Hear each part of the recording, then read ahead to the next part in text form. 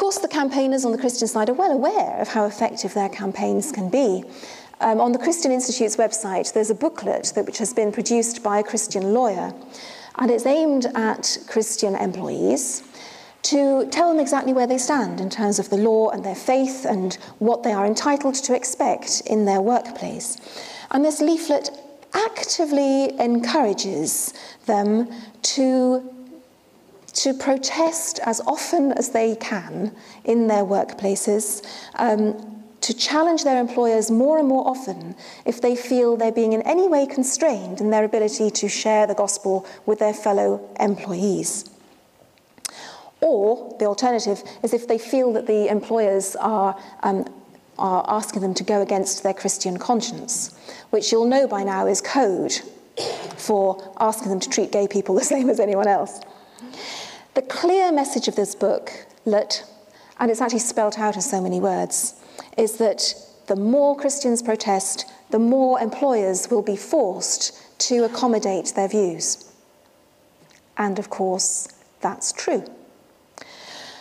In the vast majority of the cases that have been funded by the Christian Institute, where Christians have taken their former employers to court for unfair dismissal, in the vast majority of those cases, the Christians have lost their case. But nevertheless, the more often they happen, the more Christians who do it, the less confident other employers will feel about taking a stand in the workplace, because they will fear that they are likely to be taken to court if they don't go along with everything their Christian employees actually want. So I think the result of this is that we're going to see more and more workplaces bending over backwards to give Christian employees more and more leeway and freedom to evangelize. Now, I said at the beginning that I believed Christian campaigns of this sort were potentially more harmful than those of other religions, in the sense of having a greater sense of a chance of success. And the reason I say that reverts back to that figure I quoted before, about 72% of British people, English and Welsh people, who in the last census ticked the box to say they were Christian. Now, we know they're not Christian. I've told you already, 0.06% of the population voted for the Christian Party at the last election. On any given Sunday, you'll find less than 5% of the population sitting in a Church of England church. A.C. Grayling quoted a statistic yesterday saying that it's less than 10% of the UK population that engages in any kind of formal religious activity more than about twice a month, or even twice a month.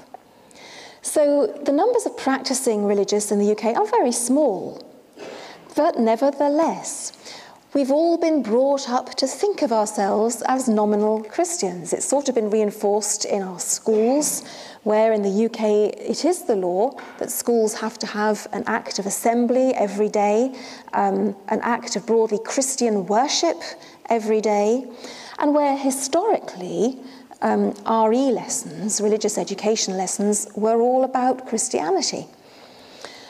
So that helps to sort of create this sense that, oh, well, we're Christians. And then there's the fact that Church of England has always been the default option on forms in the UK. I've lost count of the number of times I've heard of non-religious people being admitted to hospital and being asked what their religion is, and they say, I haven't got one. And the nurse says, okay, I'll put Church of England. And it happens, that really happens very, very often. It happens in schools as well. I've heard that many, many times. But I think the other reason why there's still this sort of residual good feeling about Christianity in the UK, even though we don't share the beliefs of Christianity, is the way that religion, and specifically Christianity in this case, has hijacked the concept of morality. Christianity still has very strong associations in people's minds with goodness, with moral standards, integrity, kindness, compassion, respectability. Don't forget respectability.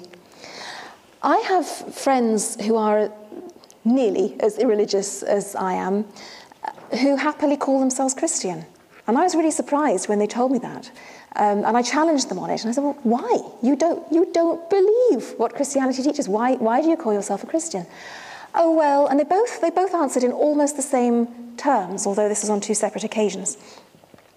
They both said, well, I try to be a good person. I don't break the law. I try to be kind. I try to treat other people the way I'd like them to treat me. Yeah, I think of myself as a Christian. The irony is that kindness they strive for actually very often leads them to views that are totally diametrically opposed to those being put forward by the evangelicals. The latest social attitudes survey in the UK, for instance, shows very high support for very high tolerance and acceptance of homosexuality, cohabitation outside marriage, and a range of other things that the evangelicals find anathema.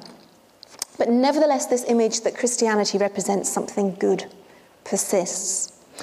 And I think so long as so many people take this unthinking attitude towards Christianity, lazily assuming it's just a synonym for superior morality and decency, in a way that people don't in the UK when it comes to other religions such as Islam, I think as long as that persists and as long as we haven't yet succeeded in tackling that, then I think Christian campaigners are going to find a ready audience, an audience that even if it doesn't entirely agree with Christian policies, is highly unlikely to speak up against them.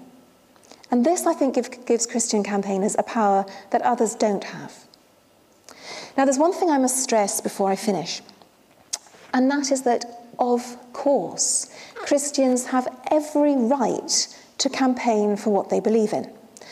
They have every right to try to influence our politicians and our decision makers, and every right to protest very loudly, as they do, every time Parliament or a local council or a school board or a police board takes a decision that they don't approve of.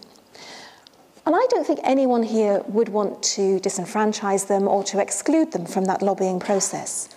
But equally, none of us, I think, should be under any illusion about the sort of society they would impose on us if they could.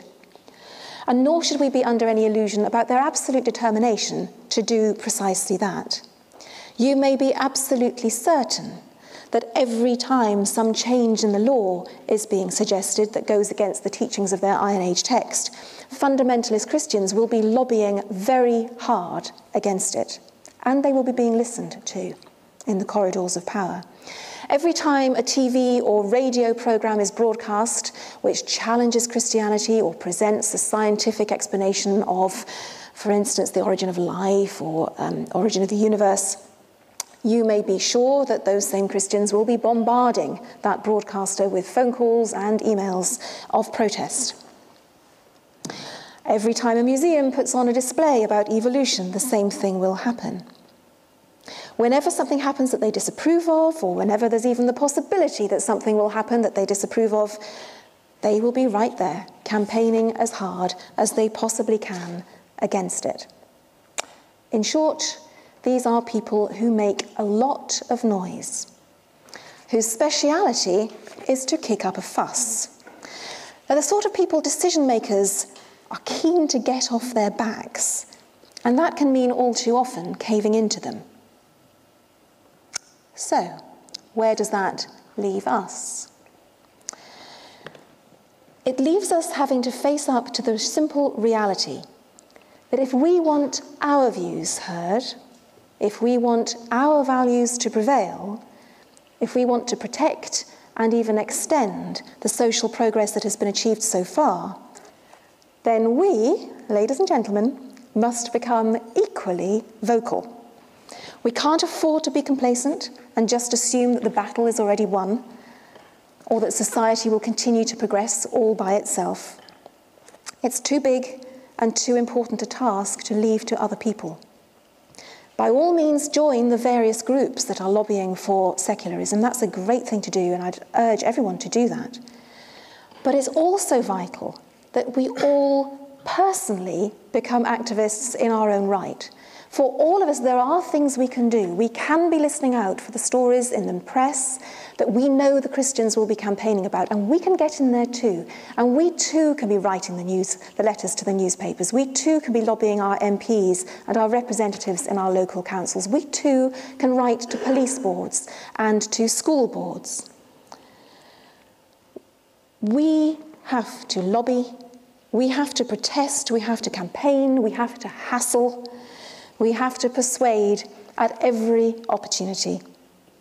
We have to do everything in our power in the pursuit of a society rooted in enlightened reason. Because if we don't do it, who will? Thank you.